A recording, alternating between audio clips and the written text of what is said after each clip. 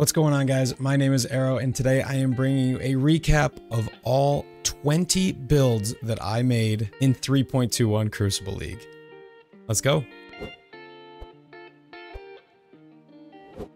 The plan here is to just summarize a bit for each build, talk about what I liked and disliked, and give it some sort of ranking on a scale of 1 to 10. Now, the ranking is not going to be 10 is the best build ever and 1 is the worst build ever, but more, did it live up to the expectations that I had for it? So if it was a build designed to farm Legion and Breach, how effectively did it do that for the cost, etc.? If it was just designed to be fun, how fun was it? Things like that. So I'll talk a little bit about it, but the rankings are just for fun and don't really mean anything. So, but I do look forward to kind of getting a full picture of all the builds that I played. Crucible was an incredibly long league. There were a few builds that got started and then kind of fell apart in the process. I'm not going to talk about those, but we did play over 20 builds this league. And that was actually my goal. Once I found out Crucible got extended, I wanted to get to 20 builds. It's absurd. I probably will never touch that number again because hopefully we won't be having long leagues like that again. But regardless, I'm looking forward to kind of recapping this. I am shooting this intro before I've done all of the rest of the footage, so I have no idea how long this is going to take. But I hope you enjoy it. I'm really excited to go and take a look back at the builds that I've played and maybe talk a little bit about what I think is going to happen to them in 3.22, if they'll be viable, etc. So if you want to go back and play one of them next league, this might be able to give you some insight on whether or not patch notes that we're going to see in a few days are going to gut it. So let's get into it. The first build I'm going to talk about is my league starter, Shot Deadeye was something that I had been missing for a very long time. It was very strong back in the day, and it just kind of got left behind. Bows were not very powerful, and the game got more difficult, and bows just never really kept up. So with the changes in 3.21 to bows on the tree, it enabled access to arrows without significant investment. So you could get 2 arrows from Deadeye, 2 on the tree, and 1 from your gem, and have 5 arrows for a clearing setup, and not have to use a greater multiple projectiles gem, which is going to give you a negative damage multiplier, on top of the fact that you don't get a positive multiplier from a different gem that you could have used in that slot. So on top of that, we got Vol Shot, which is an unbelievable boss deleting button. You put that down, and it is, I think, a 300% more damage multiplier. My expectation going into the league was that Vengeance Cascade was going to carry this build, and as it turns out, I didn't even get VC for the first couple of days because I didn't have access to gold oils, and this build smashed content. I enjoyed this so much, I'm actually going to be making a starter in the next couple of days for 3.22, assuming that nothing happens in the patch notes that hurts bows. I'm expecting Vengeance Cascade to be nerfed significantly, and that does not change this build.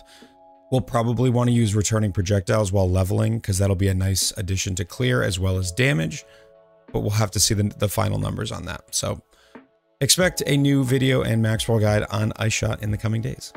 All in all, with my expectations built in for a league starter, this build was an 8.6 out of 10. So my second build of the league is always a cheap map blaster. Well, almost always. In this case, I decided to go with Ethereal Knives Cold Conversion Assassin. Now, the plan with the build was, let's just blast Breach, Legion, etc. Not worry about bosses at all, and just make a really cheap, effective map clearer. And I really did that. This build was so much fun to play. It cost me, I think, maybe around 8 divines to put together in the first week of a league. I made huge money while playing this build. It really was just a joy to play. It perfectly did what I wanted out of my second build of the league. For me, just blasting maps for a while, once you get through that slog of filling out your atlas, getting all your void stones, once I get to that point, I'm just so excited to just turn my brain off and just zoom through maps. And this was perfect for it. It wasn't great at the Crucible mechanic, so that's probably the biggest knock against this build. But I didn't really enjoy the Crucible mechanic that much. It didn't hurt much to miss it. For what this build was supposed to accomplish, this build was an 8.9 out of 10. Build number 3 was a bit of a meme. Shield Charge Chieftain. The goal of this build was to, again, be a map blaster, but it was built around the Crucible node that made it so you got increased attack speed per rampage charge for your shield charge. My expectation was this is going to make me fly through maps. It's going to be so much fun. We're going to get big explodes, and I was right about all those things. But at the end of the day, shield charge is a little bit clunky, especially when you get to super high speeds. It's nice to move around with, but when you're using it to aim at enemies, sometimes you get stuck on trees and your attack speed is so fast that you're just standing there punching a tree 12 times per second when you get stuck. It was fun. I played it for quite a while. I did a lot of maps, and I farmed some currency. I had to because I spent a decent amount on it. I think it was around 30 divines. This build also made use of the Emperor's Vigilance Shield. Now, I got onto this build early enough where it wasn't really a popular item yet, so I didn't have to spend too much to get a really, really good one. I think I had like 800 ES on mine, and it also already came with the shield charge node, and I only spent a couple of divines on it. So if you were to try to play this a week later, that item would have been 50 divines. So luckily I got in for much cheaper than it would have been later, but ultimately what this build provided for the cost that early in the league, probably not worth it. But I was very excited to engage with some really fun Crucible nodes, and as you'll see in this video, I do a bunch of them. So Shield Charge Chieftain, we'll give it a solid 6.9 out of 10. Chaos Slinger Pathfinder. This is my 4th build of the league, and this is another Crucible-centric build. So the Crucible node gives +2 projectiles for Essence Drain and Soul Rend, at the cost of some projectile speed. Now, you could get 2 of these, one on a shield and one on a weapon, and you'd get +4 projectiles. So I played a Spell Slinger that was launching, I think, 10 projectiles per cast in a Nova using Nimbus. Nimbus was very cheap this league, and I actually used it a few times. I think it was around 3 divines during the time of this build, and honestly, it was wonderful. It killed bosses, it cleared maps. It wasn't the fastest build I've ever played, but it was plenty fast. It being my first ever Spell Slinger, I know I made some mistakes, probably could have built certain things better, but I was super, super impressed by this build, and it was a lot of fun. Essence Drain and Soul Rend projectiles will actually just continue on forever, so once they return, they go back through you and keep going the other direction. So the clear was actually really, really good. And you could just fill the room with projectiles. I'll say that the Chaos Pathfinder Chaos Slinger will get a 7.9 out of 10. All right, next we have the Shock Nova Hierophant. This was a mana stacker, sort of shock stacker kind of build.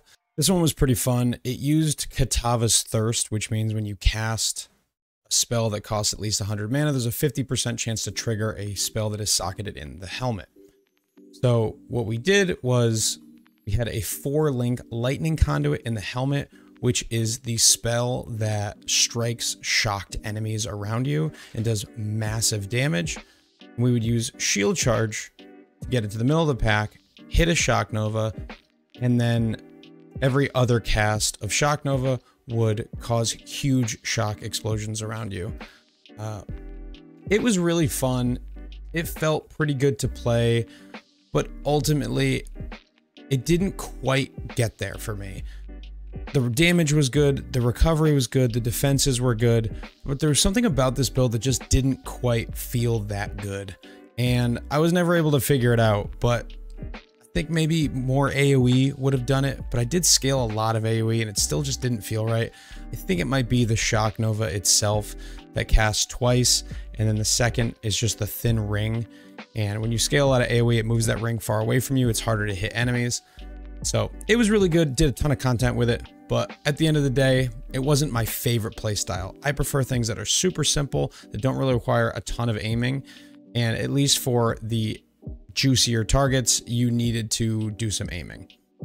As far as making a mana stacker, this came out really good. Mana's not in a good place in 3-2-1, and this build was fantastic. It was really tanky, it had a ton of recovery, and it made use of the Sublime Vision for clarity, which is just something I like to fit those sorts of items into builds. They're fun to build around, but it just didn't quite get there for me. So despite all the numbers looking really good, I'm going to give this a 7.1 out of 10. My next build is another Crucible node. This one was Hydrosphere centric. So basically what it did was, while channeling Winter Orb, it would cast Hydrosphere once per second. So I did Winter Orb, cast while channeling Lightning Warp, that also cast Winter Orb. This build was super clunky.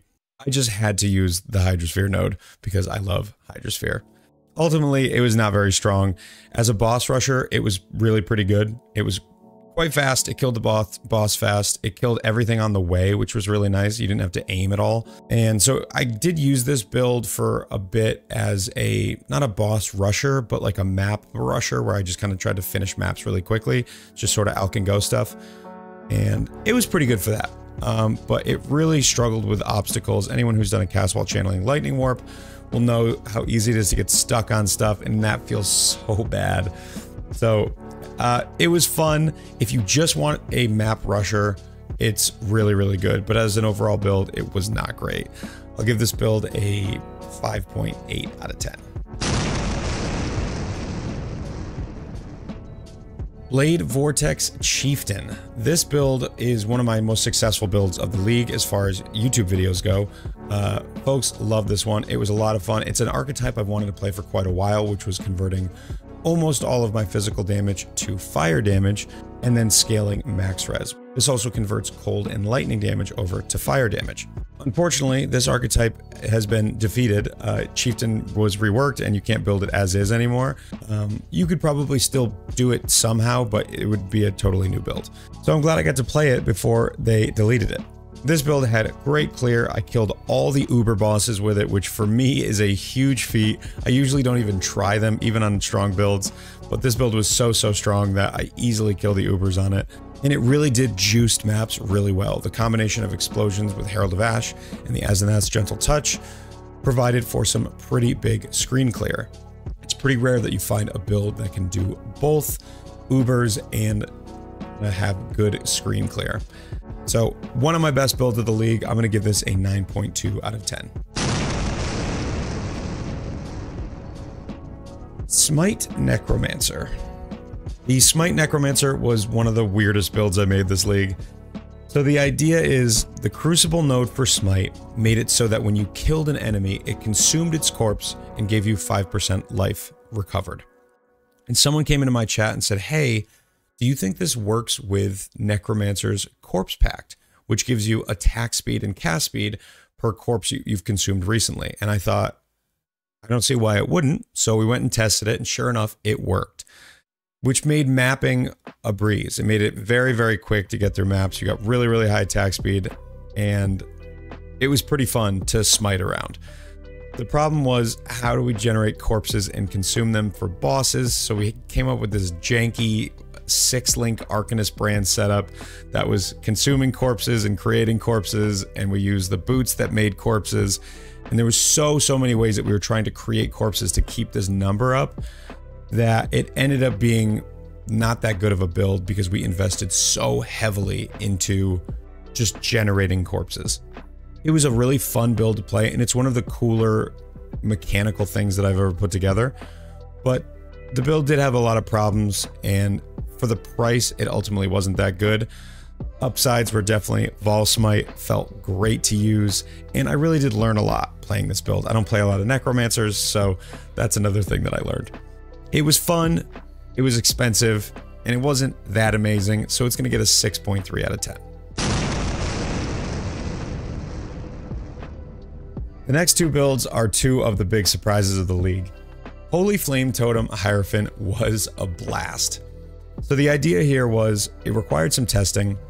With a Nimbus ring, you can get the projectiles of Holy Flame Totem to return. A lot of people don't even know that they're projectiles. They just think it's like an AoE spell. But Holy Flame Totem does fire projectiles. They're very, very short distance. But if you get enough projectile speed, you can get them to go out to the edge of the screen and come all the way back to the totem. We had to do some testing, and it looks like it's 190-ish projectile speed. We'll get it to go all the way out and return to the totem, which is a lot of investment. However, it wasn't so much investment that we couldn't get good damage. We invested in additional projectiles where we could and made it so that each totem pretty much covered the screen in projectiles.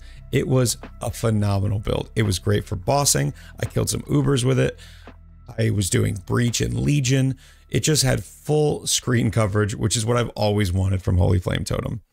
There was definitely a bunch of challenges with this build. If you didn't have enough projectiles, you could get it so a totem would lock onto a target, but because it fires randomly, once it locks on, it doesn't change where it's targeting, which means you could have totems lock onto a target and have none of them hit them.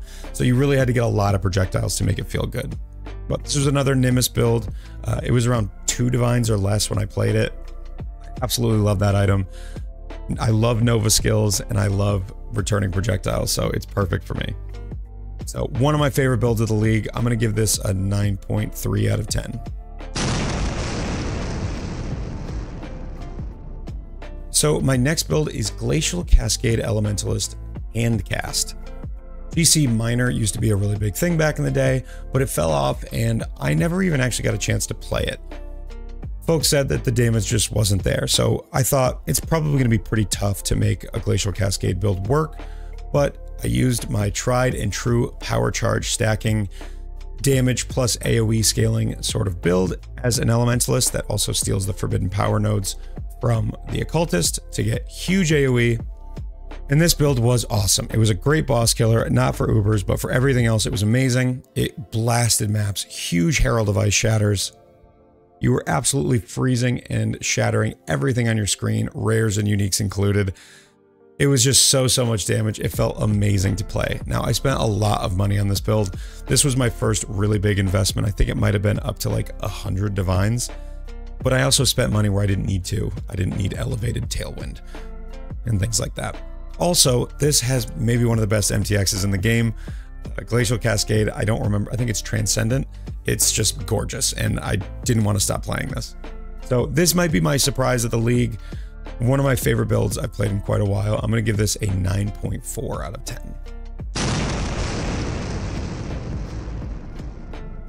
Okay, Void Sphere Occultist. Now, this build shouldn't exist. Void Sphere has a 10-second internal cooldown, and for leagues, people were asking me for my take on Void Sphere because of all the Hydrosphere that I've played. So like, well, if you can do Hydrosphere, do Void Sphere. And I always said, there's no way. There's no way to get the cooldown recovery low enough to figure it out.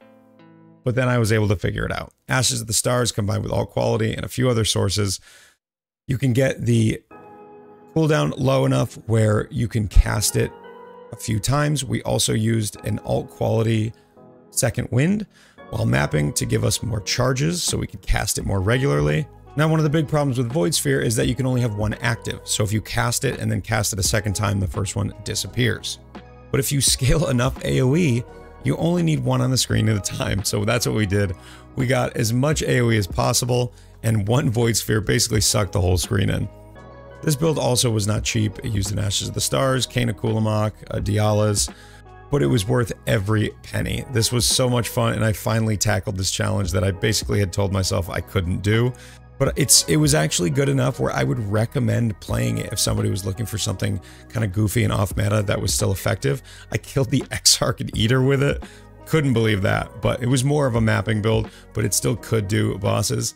Now, looking back, would I say this is one of the builds from this league that you should play? Probably not, but you should at least check out the video and maybe you can learn some things about Void Sphere. So, final ranking for Void Sphere, I'm going to give this a 7.8 out of 10. The Winter Orb Assassin was my first entry into the 10 Divine Challenge. Now, I ultimately did 5 of these. 4 of these got a video, and we'll talk about the failure in a moment. Winter Orb Assassin is basically just trying to go back to the roots of Winter Orb and make a very cheap version of what I know works. You get a certain amount of AoE, so your projectiles overlap. You get Herald of Ice, Chains, and Shatters from getting big crit. And you get speed, and that's pretty much it. It's a very simple build. It's a build I've played several times in the past, and I was able to make it for significantly under 10 divines. It was actually so cheap that I bought an Inspired Learning and an Unnatural Instinct, and I think the build still cost under 9 divines. I love Winter Orb. This is such a fun skill, and it is very much playable. Not on League start for this budget, but as soon as we're into the working economy, you can play this build on a budget. To anyone who told you that Winter Orb is dead, they're absolutely wrong. Now, this build also killed Eater and Exarch, which I was actually quite surprised by. I did not think I would have the damage, but I did, and it was pretty cozy. Pretty sure that footage is in the video if you want to check it out. I'll give this build a 8.6 out of 10. My next build in the 10 Divine Challenge, I think might be my build of the league, which seems a little bit crazy because this build cost me 6 Divines to put together. It is EK Lightpoacher Raider. Now, I know the tech with the Lightpoacher helmet for most people was, how do I keep the charges so I keep all of my damage? Now, I didn't care about that because the 10 Divine Challenge was a mapping challenge and it had nothing to do with killing bosses, so I don't need to keep those charges. I'd rather expend them and use them and then just refill them. If you're mapping and you're killing regularly, you're never going to run out of charges. The only time you run out is if you stop to fight one mob, like an essence mob. There's no ads and it takes a while to kill. But this build's damage was so good, even on a super budget, that even essences died quickly. So this build is a throwback to one of my favorite builds of all time, which is EK Lightpoacher. And basically what we did here was get a ton of Ethereal Knives projectiles firing in a Nova. We have our Lightpoacher projectiles firing in a Nova, and the screen clear is just phenomenal. Again, we used the Nimbus Ring. It was super cheap. It was a third of my total budget, but it was super cheap and made the build feel even better. Now, the core of this build is actually Abyss stacking. So we got a ton of Abyss jewels, and when you take advantage of the Darkness Enthroned and the helmet and the chest, you get a lot of reward from using Abyss jewels. To the point where my Abyss jewels all being 5C jewels didn't even really matter. Just having jewels in those slots gives you a ton of benefits, and I think I'm really going to dive deeper into this archetype next league. With 12 Abyss jewels in this build, we ended up having absurd damage, of course, while our charges are up, and it might have been the best mapper I played all league for 6 divines. Now, I ultimately later played a build that had a headhunter and things that was better, but I think with a little bit more investment, like 20 to 30 divines and getting really good Abyss jewels, this is going to be an absolute knockout build. So maybe look to 3.22. This might be my second build of the league, where I revisit EK Lightpoacher Raider as a mapper and put some money into it, and I'm super excited for how it turns out. Now, of course, this build couldn't really do bosses. I did kill the Exarch with it, but it took forever because I didn't have any of my spirit charges up, which is a huge chunk of my damage. I just wanted to prove to myself that I could do it. And with that being the only knock against the build, this build gets a 9.7 out of 10. Okay, my next build is Bone Nova Champion. Not Bone Shatter, but Bone Nova, as we called it in my chat, the real Bone Zone. So Bone Nova is triggered by the Ulnatol Axe when you hit a bleeding enemy, which means you have to hit them, cause them to bleed, and then hit them a second time, triggering the Bone Nova. What Bone Nova is an attack projectile that fires in a Nova looking like an ethereal knife sort of thing that scales the same way any other attack projectile would. So basically what I did was I built a splitting steel character with the axe that scaled attack damage, projectile damage, and crit, so that all of that would apply also to the Bone Nova. And what we got was basically a budget splitting steel that performed maybe a little bit better than a budget splitting steel would without the Bone Nova. It didn't do a ton of damage, but it definitely helped with clear, and it did give some single target boost. It's even possible to get an infinite loop going of Bone Novas going out, returning. I use Nimbus again. I use Vengeance Cascade because I love returning projectiles. The projectiles would go out, they would return, they would hit the target. If the cooldown had passed for recharging your next use of Bone Nova, that Bone Nova could hit the enemy and then cause it to go again, which there may be some niche use case for where you get a Bone Nova going on an enemy and then you hide behind a Frost Wall and let it kill over time, but I don't think I'd recommend that. This build was a lot of fun to put together on the scale of just enjoying learning and solving problems. This was a 10 out of 10, but ultimately the build wasn't that amazing. It was just pretty good. So we're going to give this build a 7.7 out of 10. Rage Vortex Berserker was my next 10 Divine Challenge build. The Bone Nova build was not part of the 10 Divine Challenge. I just needed a break from it. Ultimately, this missed the mark with the mapping challenge, and it just wasn't that fast. It ended up being a really good boss killer. I think it was like 8 or 9 divines that I spent on this, and it very, very easily killed all the bosses. It was a pretty good mapper, but Rage Vortex can feel pretty clunky because you can only have one out at a time. Now, a lot of people said you're going to have trouble keeping your rage up, and sometimes I did if I wasn't paying attention, which happens a lot when I'm streaming. But if you were at all careful with your casts, you could keep your rage at max. We had a ton of sources of rage in this build, and it felt pretty good to play, but it was not that good of a mapper. It was definitely the worst of the 410 Divine videos that I put out. It's still a build that if you enjoy that playstyle that I would definitely recommend. I'm going to give this one a 7.3 out of 10. Frostblade's Raider is my last build into the 10 Divine Challenge. Another mapper that felt really good. I went for Vengeant Cascade, and I didn't even realize that it wasn't returning the projectiles because I didn't invest enough into projectile speed. Now, I didn't need it because it cleared everything super well, and Vengeant Cascade just ended up being a wasted anoint. So unless I was hitting walls, it wasn't returning the projectiles. And this build was really, really tanky and defensive. We had 95 evade, 75 block, avoid chance from elusive. So at the end of the day, I think we had a 1.05% chance to be hit by an attack, and then spell suppress. Huge move speed. This build was super, super tanky for the price and a lot of fun to play. I definitely would recommend playing a Frostblade's Raider if you're looking for a map blaster. With VC getting nerfed, if you're going for the returning projectiles version, I can't guarantee how good that will feel in 3.22. I'm going to give this build an 8.1 out of 10. All right, Cobra Lash Deadeye, a build I was so excited to put together.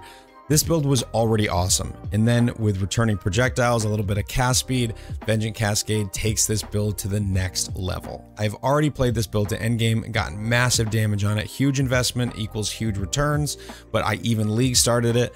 With Vengeant Cascade, this build rocks. It makes it so you don't need nearly as much investment to get really, really giga damage. It was tanky, good clear, great bosser. I was so happy with this build that I presented it to Maxroll, and we got a Maxroll guide. So if you want to see the guide, you can check that out at maxroll.gg. So this build scales damage through chains. We get 13 chains, and the gem provides some more damage per remaining chain. It also provides increased damage per remaining chain from the Divergent version. So on top of that, follow through gives increased damage per remaining chain. And the result is over 1,000% increased damage just from those sources. And then I think 75% more.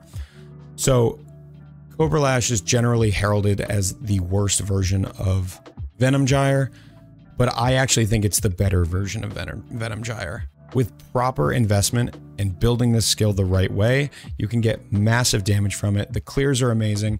And the most important thing, the chains that you get guarantee hits from each of your projectiles, which also guarantees life gain on hit returns. So every enemy that you hit is giving you instant leech from the mastery, and it's giving you life gain on hit, which means if you are standing in a pack of double beyond super giga juice deli, but you're still attacking, you're still healing.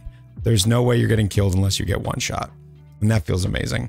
Cobra Lash is one of my favorite skills of all time, and this build rocked. I'm going to give this a 9.5 out of 10.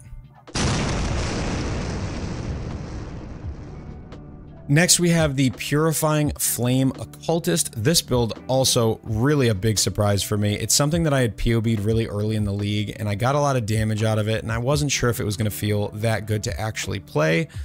Finally, I got around to building it, and boy, was I happy. So this is built around the Purifying Flame Crucible node, back to Crucible. that gives you Profane Ground instead of Consecrated Ground when you create it using Purifying Flame. Now, you can still create Consecrated Ground from other means, which this build did, so we had both versions of the ground active. It also converts 100% of your Purifying Flame fire damage to Chaos, which means you can now scale with Chaos Pen, you can scale with Wither. Wither is unbelievable. It's one of the greatest scaling mechanics in this entire game because it is a more multiplier applied at the end of your damage. So Profane Ground as well gives 100% crit and 10 pen, including Chaos. So this build was able to achieve a ton of damage. I did a little bit something funny with spell block and spell suppression here. I scaled both of them into like the 60s, 70s, something like that, and it felt amazing. I really felt tanky on this. I did a lot of content. I put a headhunter on it eventually. I spent a lot of money on this build, kind of min-maxing it a bit. And ultimately, I was doing the Uber Legion 5 ways with ease. So unfortunately, this build will not be back in 3.22, or else I would highly recommend it for everybody. So it being a Crucible mandated mechanic is unfortunately a bit of a knock, because you pretty much just can't play it. The fire alone version doesn't do anywhere near as much damage because you can't apply Wither to it. So as good as it was, it's going away. So this is going to get an 8.9 out of 10. All right, the penultimate build of the league, which I originally thought was going to be my last build, is Scorching Ray Totems Hierophant. So I thought, and many people thought, because many people told me, no, Scorching Ray can only have one instance applied to enemies at a time. So, you know, we did a bunch of digging. We found a bunch of different quotes from Mark GGG and patch notes and things that said one thing or another about how many times Scorching Ray can apply. And finally I said, let's just go test it. So we hopped into the lab, we tested it out, and it turns out you absolutely can apply multiple stacks of Scorching Ray burning to an enemy. Combining how much I enjoyed this build with how effective it was, this is probably #2 build of the league for me.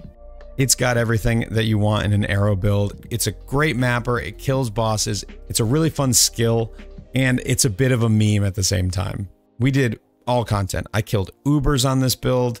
I think I did wave 29 Simulacrum. I hate Simulacrum, so I never really build around it.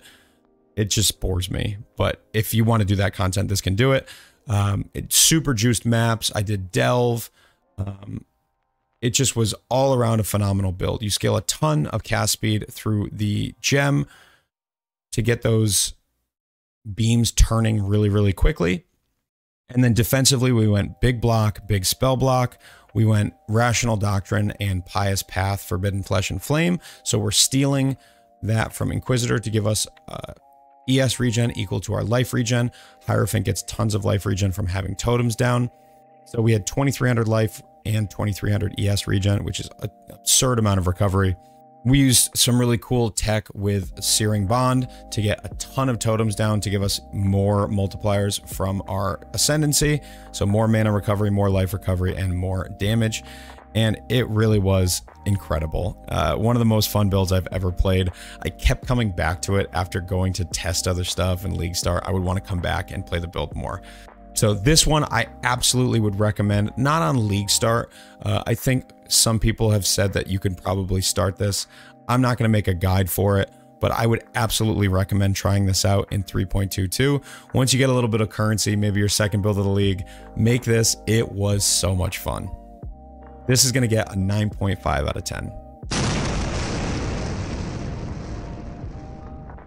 Last build, Flame Dash Cast on Cast Ice Nova. This was a very silly build. I just threw it together in like a day. I got sick of League Start testing. I was burning out a little bit, and I was like, I want to go back and make something fun. So we took the dagger from Heist that says trigger level 30 Flame Dash when you cast a socketed skill. So that means you have to put your main skill in the dagger. And what it does is it casts Flame Dash first, and then whatever you are going to cast with the original click, it casts at the end of the Flame Dash, for the most part. It's pretty buggy and doesn't work with a lot of skills. But for something like Ice Nova, you just Flame Dash to your target destination, and then it instantly Ice Novas. It feels really, really nice. We scaled fire damage and cold damage, so we could do damage from our level 30 Flame Dash as well as our Ice Nova. It helped a little bit with single target. And then we got Herald of Ice, Shatters, Herald of Ash, Prolif, as well as Profane Bloom. Scaling that with a ton of AoE means you hit one mob and it blows up the entire screen. In order to get our Profane Bloom curses on enemies, we used a double in Presence, which was only a divine somehow.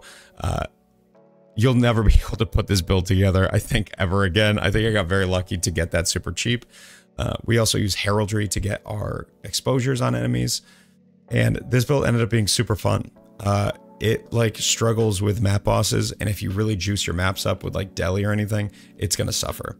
Probably the most satisfying explosions I've ever had in this game, but if you left stragglers behind, you had to flame dash back to get them, and it certainly can't kill bosses because it can barely kill map bosses. So at the end of the day, this build's not that good, but it was so much fun to put together, and I finally took down one of my nemesis in this game, which was that heist dagger that I promised myself I would use one day.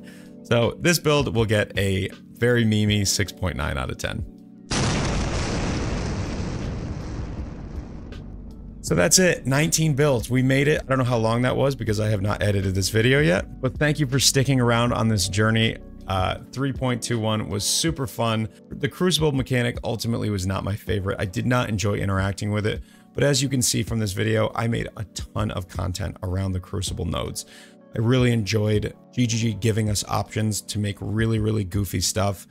I don't want to D4 bad you here, but D4 bad. From everything I heard about D4, it seems like builds are on rails, and it makes me really appreciate that GGG gives us options and gives us this sandbox to play in where we can make anything we want. So that is all the builds that I'm going to play in 3.21 Crucible. We are one day away from patch notes. I am so excited. I will be streaming all of that. I'm doing League Start testing. We're probably going to be playing Hydrosphere, maybe, on League Start again. So come check me out on Twitch, twitch.tv/AER0___. Give this video a like, comment, and if you made it through this video, please tell me at the bottom that you watched probably my longest video ever. And make sure you're subscribed. I have a lot of people that watch my channel all the time that will say, oh, I totally forgot I wasn't even subscribed. So click that subscribe button. Go ahead. Thank you. So that's it for me. Thank you so much for watching. I'll see you over on my Twitch. And as always, take care.